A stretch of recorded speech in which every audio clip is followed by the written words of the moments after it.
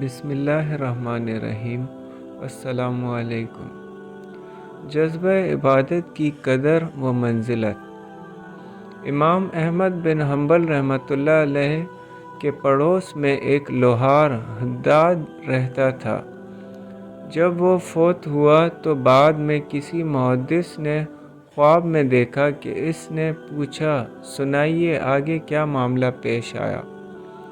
وہ کہنے لگا کہ مجھے بھی احمد بن حنبل رحمۃ اللہ علیہ کے درجے میں رکھ دیا گیا ہے اور اب میں ان کے ساتھ رہ رہا ہوں۔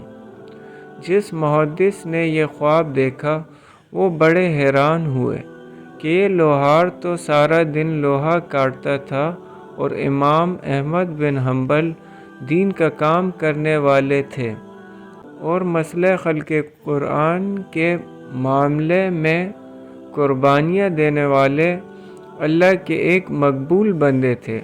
اس لوہار کو ان کے برابر مرتبہ دے دیا گیا۔ چنانچہ انہوں نے دوسرے محدثین کو بتایا۔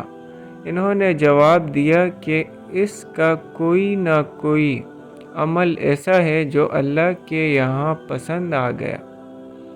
انہوں نے کہا کہ اچھا، ان کے اہل خانہ سے پتہ کرتا ہوں۔ چنانچہ انہوں نے اس لوہار کی اہلیہ سے جا کر کہا کہ میں نے تمہارے خاوند کو خواب میں بڑے اچھے درجے میں دیکھا ہے۔ مجھے لگتا ہے کہ اللہ تعالیٰ کو اس کا کوئی عمل پسند آ گیا ہے۔ آپ مجھے اس کا کوئی خاص عمل بتائیں۔ اس نے جواب دیا کہ وہ ایک عیالدار اور غریب آدمی تھا۔ وہ سارا دن بٹی میں لوہا کاٹتا رہتا تھا اور وقت پر نمازیں بھی پڑھتا تھا۔ اس کے علاوہ وہ اس کی کوئی خاص عبادت نہیں ہوتی تھی۔ انہوں نے کہا پھر بھی ذرا سوچ کر بتائیں۔ اس کی بیوی نے سوچ کر بتایا کہ مجھے اس کی زندگی میں دو باتیں نمایاں محسوس ہو رہی ہیں۔ ایک تو یہ کہ اس کے اندر نماز اور اذان کا اتنا ادب تھا کہ اگر لوہا کاٹتے ہوئے کبھی اس کا ہاتھ اوپر ہوتا اور اس کے ہاتھ میں ہتھوڑا ہوتا اور عین اسی لمحہ اللہ اکبر کی آواز آتی تو وہ اس کو مارنے کے بجائے رکھ دیتا تھا کہ اب میرے مالک کے منادی نے پکارا ہے اور مجھے اب اس کے دربار میں حاضری دینی ہے۔ اور دوسری بات یہ ہے کہ وہ سارا دن محنت کر کے رات کو تھکا ہوا آتا تھا تو ہم میاں بیوی بچوں کے ساتھ اپنے گھر کی چھت پر سوتے تھے اور ہمارے پڑوس میں امام احمد بن حنبل رحمۃ اللہ علیہ رہتے تھے۔ امام احمد بن حنبل رحمۃ اللہ علیہ ساری رات قرآن پڑھتے ہوئے گزار دیتے تھے۔ یہ ان کی طرف دیکھتا اور حسرت سے ٹھنڈی سانسیں لیتا اور کہتا کہ میرے بچے زیادہ ہیں اور گھر میں کوئی ایک بندہ ایسا نہیں جو محنت کر سکے۔ مجھے ہی سارا دن لوہا کوٹنا پڑتا ہے اور اس محنت کی وجہ سے اتنا تھک جاتا ہوں کہ میں اللہ کی عبادت نہیں کر سکتا۔ اگر میری پیٹھ ہلکی ہوتی تو میں بھی امام احمد بن حنبل کی طرح قیام کرتا۔ وہ محدث یہ سن کر فرمانے لگے کہ اذان کے اس ادب اور دل میں یہ نیکی کا شوق رکھنے کی وجہ سے اللہ تعالیٰ نے اس کو امام احمد بن حنبل رحمۃ اللہ علیہ کا رتبہ عطا فرما دیا۔ سبحان اللہ۔ اس سے پتہ چلتا ہے کہ اگر انسان کسی ایسے ماحول میں پھنس جائے کہ وہ نیکی نہ کر سکے تو کم از کم دل میں تڑپ ضرور رکھنی چاہیے، کیونکہ بسا اوقات اللہ تعالیٰ دل کی تڑپ پر بھی وہ نعمت اور اجر عطا فرما دیتے ہیں۔ جزاک اللہ۔ سفر طیبہ اور ذوق عبادت۔ امام شافعی رحمۃ اللہ علیہ فرماتے ہیں کہ میں مکہ مکرمہ سے مدینہ طیبہ گیا۔ مجھے جاتے ہوئے سواری کے اوپر 16 دن لگے اور 16 دنوں میں میرے 16 قرآن پاک مکمل ہو گئے۔ ان کو کیوں اتنا عبادت کا شوق ہوتا تھا؟ آپ کو پھل کھانے کا شوق ہے، جوس پینے کا شوق ہے، آئس کریم کھانے کا شوق ہے، اسی طرح ان حضرات کو بھی عبادت کا شوق ہوتا تھا۔ آپ کو مختلف کھانے کھا کر مزہ آتا ہے اور ان کو مختلف عبادات کر کے مزہ آتا تھا۔ جزاک اللہ۔ خواتین ذوق عبادت حضرت رابعہ رحمۃ اللہ علیہ سے پوچھیں۔ رابعہ بصری رحمۃ اللہ علیہ کے پاس ایک آدمی دعاؤں کے لیے حاضر ہوا۔ وہ اس وقت ظہر کی نماز پڑھ رہی تھیں۔ اس نے سوچا کہ میں بعد میں آؤں گا۔ جب وہ بعد میں آیا تو وہ نفلیں پڑھ رہی تھیں۔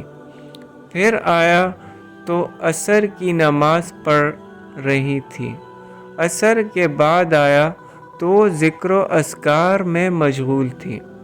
پھر آیا تو مغرب کی نماز پڑھ رہی تھی۔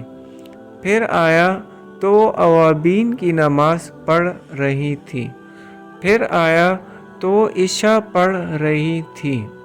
جب عشاء کے بعد آیا تو دیکھا کہ لمبی رکعت کی نیت باندھے ہوئے تھی، سلام ہی نہیں پھیر رہی تھی۔ وہ بیٹھا رہا۔ جب بہت تھک گیا تو کہنے لگا اچھا سو جاتا ہوں اور فجر کے بعد مل لوں گا۔ پھر فجر کا وقت آیا تو وہ فجر کی نماز پڑھ رہی تھی۔ اس کے بعد وہ اشراق پڑھ کر تھوڑی دیر کے لیے لیٹی تو آدمی پھر آیا۔ کسی نے بتایا کہ اشراق کے نفل پڑھ کر ابھی لیٹی ہیں۔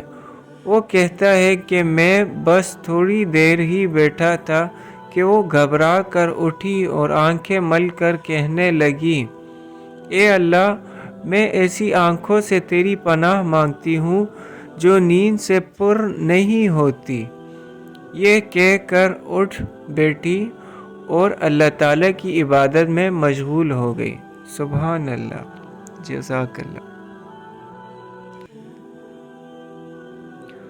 مجبور شخص کے لیے روزی کا غیبی انتظام۔ ایک بادشاہ اپنی خدمت گاروں اور سپاہیوں کے ساتھ سامان سفر تیار کر کے ایک روز شکار پر گیا۔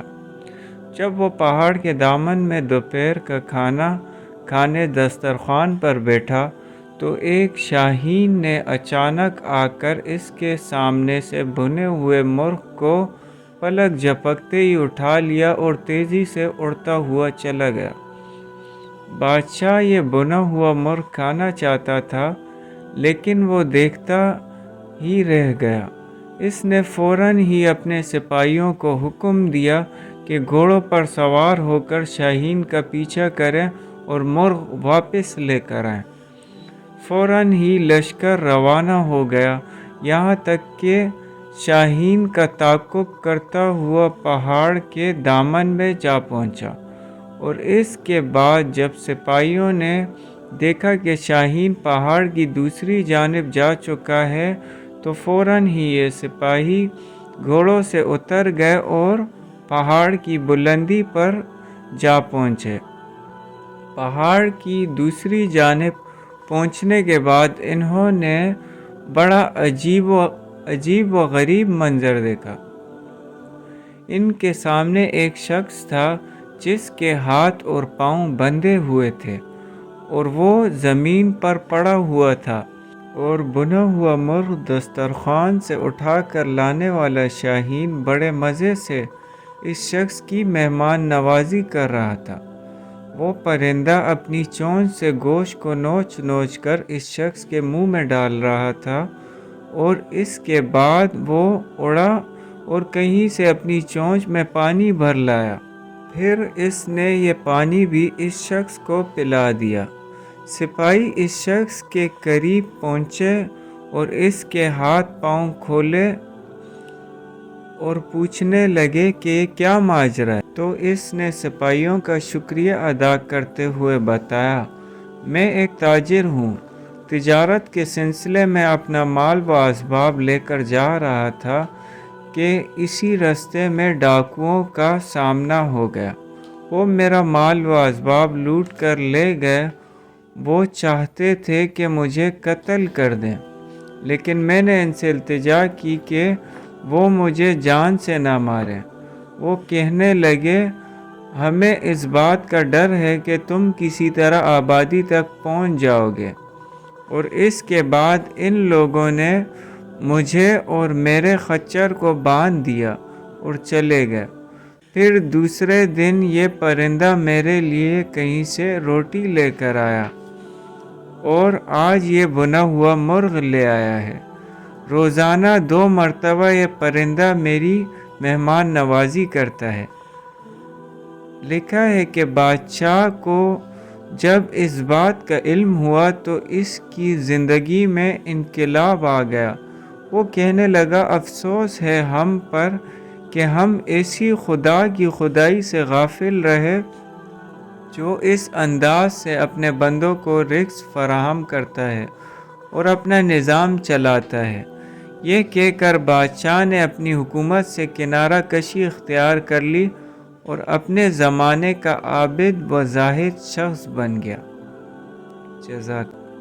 ایک شخص ایک غلام کو کسی کے ہاتھ بیچنے لگا اور بیچتے وقت خریدار سے کہہ دیا کہ اس غلام میں کچھ عیب نہیں مگر یہ چغل خور ہے۔ خریدار نے کہا کہ کچھ مذائقہ نہیں۔ جب خریدار نے اس غلام کو خرید لیا تو غلام نے فساد پھیلا دیا، اس طرح کہ اپنے مولا کی بیوی سے جا کے کہا کہ تیرا خاوند تجھ سے محبت نہیں رکھتا بلکہ دوسری عورت لانا چاہتا ہے۔ اس کی دوا یہ ہے کہ جب تیرا خاوند سوئے تو تو استرا لے کے اس کی گدی کے بال مونڈنا۔ اگر ایسا کرے گی تو وہ تجھ سے محبت کرے گا۔ اور اپنے مولا سے جا کے کہا کہ تیری بیوی تجھے ذبح کرنا چاہتی ہے۔ ایک روز اس کا مولا یوں ہی آنکھ بند کر کے لیٹ گیا۔ وہ عورت غلام کے کہنے کے مطابق استرا لائی۔ خاوند نے آنکھ کھول کر دیکھا تو سمجھا کہ واقعی یہ عورت مجھ کو ذبح کرنے آ رہی ہے۔ فی الفور اسے قتل کر ڈالا۔ جب یہ خبر اس عورت کے وارثوں کے پاس پہنچی تو انہوں نے اس آدمی کو مار ڈالا۔ اس غلام کی چغل خوری کے سبب یہ فساد عظیم واقع ہوا۔ اللہ پاک ہمیں تمام گناہوں سے اپنی پناہ میں رکھے، آمین۔ انسان کا دشمن ہی انسان کی نجات کا ذریعہ بن گیا۔ مشہور ہے کہ حضرت طارق رحمۃ اللہ علیہ جب ایک اندھیرے کنویں میں گر گئے تو اس کنویں پر سے کچھ حاجیوں کا گزر ہوا، جنہوں نے اس کنویں کو دیکھ کر کہا کہ اس کنویں کا منہ بند کر دینا چاہیے، ایسا نہ ہو کہ کوئی اس میں گر جائے۔ یہ سن کر حضرت طارق رحمۃ اللہ علیہ نے اپنے دل میں سوچا کہ اگر تو سچا ہے تو خاموش رہ۔ چنانچہ حاجی مسافر اس کنویں کو بند کر کے چلے گئے۔ انہیں کیا معلوم تھا کہ اس میں حضرت طارق رحمۃ اللہ علیہ موجود ہیں۔ کنویں میں پہلے ہی سے اندھیرا تھا، اب اور بھی تاریک ہو گیا۔ دیکھتے کیا ہے کہ ان کے قریب ہی کنویں میں قدرتی 2 چراغ روشن ہو گئے، جن کی روشنی میں معلوم ہوا کہ ایک بہت بڑا اژدہا ان کی طرف چلا آ رہا ہے۔ سوچنے لگے سچ اور جھوٹ تو اب ظاہر ہوگا، دیکھیے اس کا کیا انجام ہوتا ہے۔ چنانچہ جب وہ اژدہا ان کے قریب آیا تو خیال کیا بس اب یہ مجھے نگل جائے گا، لیکن خدا کی قدرت، اژدہا سیدھا کنویں کے دہانے کی جانب چڑھتا چلا گیا اور کنویں کے اوپر جو کچھ پانا گیا تھا اس سب کو علیحدہ کر کے اپنی دم حضرت طارق رحمۃ اللہ علیہ کی گردن سے پیر تک لپیٹ کر ڈول کی طرح ان کو کنویں سے باہر لے آیا اور اپنی دم ان کی گردن سے نکال کر چلتا بنا۔ حضرت طارق رحمۃ اللہ علیہ نے ایک غیبی آواز سنی کہ کوئی کہنے والا کہہ رہا ہے کہ اے طارق، دیکھ یہ تیرے رب کی مہربانی ہے کہ اس نے تیرے دشمن کو تیری نجات کا ذریعہ بنا دیا۔ چنانچہ اس واقعے کے بعد اللہ تعالیٰ پر سچا بھروسہ کرنے کے سبب سے ان کا نام طارق صادق مشہور ہو گیا۔